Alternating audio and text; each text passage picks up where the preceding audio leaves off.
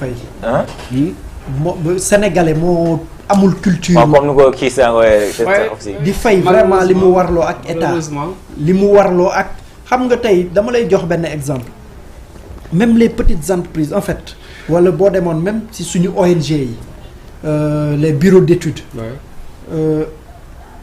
tey pour ñu gagner un marché de l'État il leur faut le quitus fiscal li ñuy wooye quitus fiscal quitus fiscal bi mooy man li ma warloo ak nguur ci wàllum fiscalité ci wàllum impôt wàcc na ma parce que fay naa ko soit am naa exonération bi wala boog fay naa ko mais balaa ñuy gën a mën a daw ci ginnaaw këyit boobu fekk un gros marché de l'État taxaw ñu xam ne bu ñu fayul wala bu ñu indiwul këyit bi du ñu mën a jot ci marché bi ñuy commencer di daw maintenant foofu dafay am benn njuuj njaaj bu ñuy def foofu parce que da nga war a nekk en règle ak inspection du travail da nga war a nekk en règle avec la sécurité sociale donc da nga war a nekk en règle avec l'IPRES parce que tey pour inspecteur du travail bi jox la un peu wone ne loo këyit bu wone ne yow tu es en règle par rapport ak sa employé il va falloir que nga jaar d'abord IPRES jaar sécurité sociale ba am këyit yooyu door a ñëw déposer ko am un contrat en bonne et due forme maintenant door a dem au niveau des impôts ñu door la defaral loolu këyit boobu ñuy woowee quitus fiscal. D'accord. Quitus fiscal boobu ñu ci bëri ni ñu koy amee njuñ njaaj bi ma ciy wax mooy damay am par exemple 20 employés damay préférer seet ci ñett doo man ci sama bopp.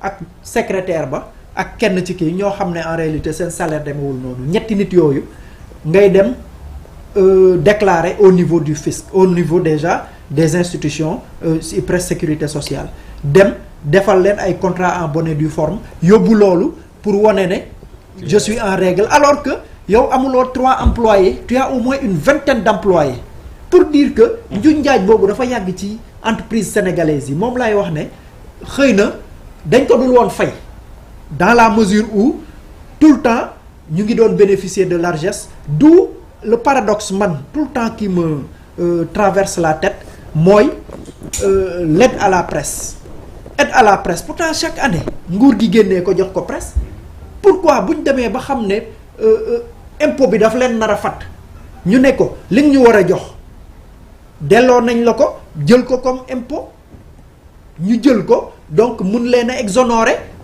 en tout cas même si c'est pas tout mu nekk une partie un peu de li ñu leen waroon a jox mais yow da ngay ñëw jël bu ñu nee aide à la presse nga ñëw taxaw ngeen njëkkante ko ku nekk jël ñëw dugal ci sa gafaka defi ci lu la neex buñ la nee léegi la nga war a fay kooka di la jox te li muy jox lim lay jox aide à la presse boobu mais li ngay fay la lay delloo. waaw c'est ça merci beaucoup li ngay fay la lay delloowaat léegi yow nga bëgg. mais boo mu lay jox aide à la presse te yow. li nga warloo ak moom doo ko def. c'est ça oui c'est un paradoxe. c'est impossible. c'est un paradoxe. effectivement merci beaucoup Bocar am na solo li nga leeral parce que moo tax aide à la presse war na mën a tax ñuy gën di mën a fay li nga xam te mais tamit du fi nekk en fait baabu du fi nekk parce que comme ni ñu koy waxee marché bi. réglé wuñu ARMTP yaakaar naa moom war a def liggéey bu ni mel c'est-à-dire que régulariser li nga xam ne mooy marché ñu war a gagner publicité ñu ko mérité ñu jox leen ko mais gis nañ fi ay marché publicitaires yoo xamante ni déjà dañ koy jox koo xamante ni sax presse boo xamante ni sax kenn certifié wuñu ko kenn reconnaître wu ko loolu itam dafay xaw a rey ñi nga xamante ni te amuñu modèle économique boo xamante ni war nañoo mën a c'est-à-dire problème mooy la plupart de nos entreprises de presse aussi amuñ modèle économique. Donc le seul modèle économique bi nga xam ne ñoom ñëpp moom la ñuy partager mooy la publicité. waaw. Donc la publicité le plus souvent aussi c'est des entreprises étatiques ñoo koy joxe. Et gisoon nañ fi à un certain moment boo amee même des bisbilles avec l'État tu exclus d'office ci publicité marché publicité yooyu loolu gis nañ ko fii y a eu des groupes de presse qui yoo xam ne sonnoon nañ ci lool. D'accord.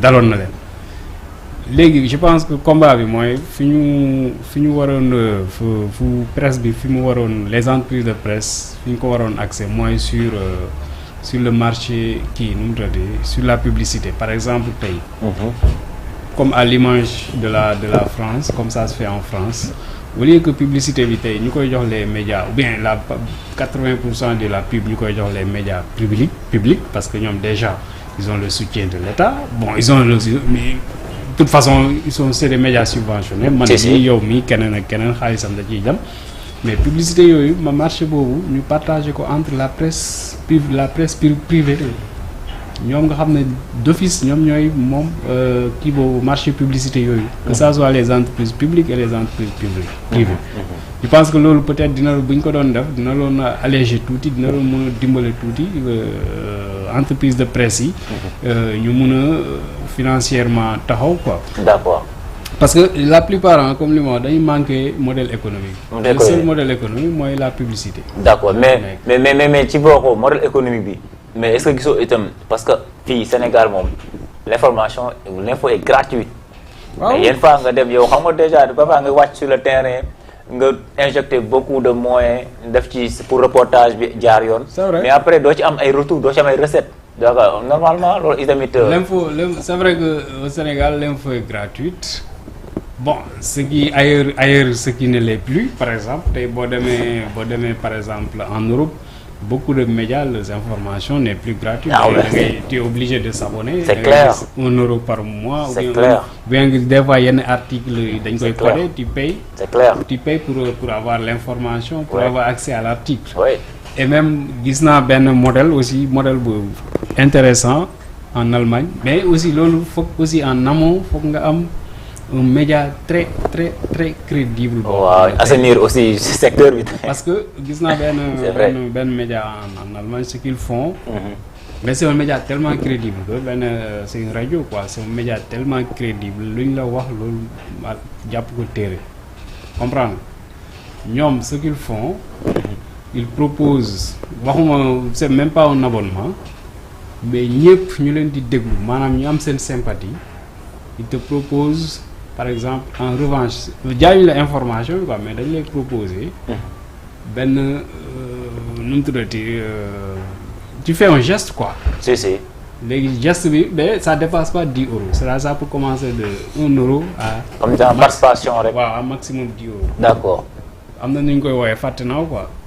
léegi ce qui fait que tous les abonnés à ce média maanaam tous les auditeurs à ce média nga xam ne ñoom média boobu c'est inconditionnellement dañ koy déglu chaque année ku nekk dina def au moins 10 euros pour soutenir leen donc loolu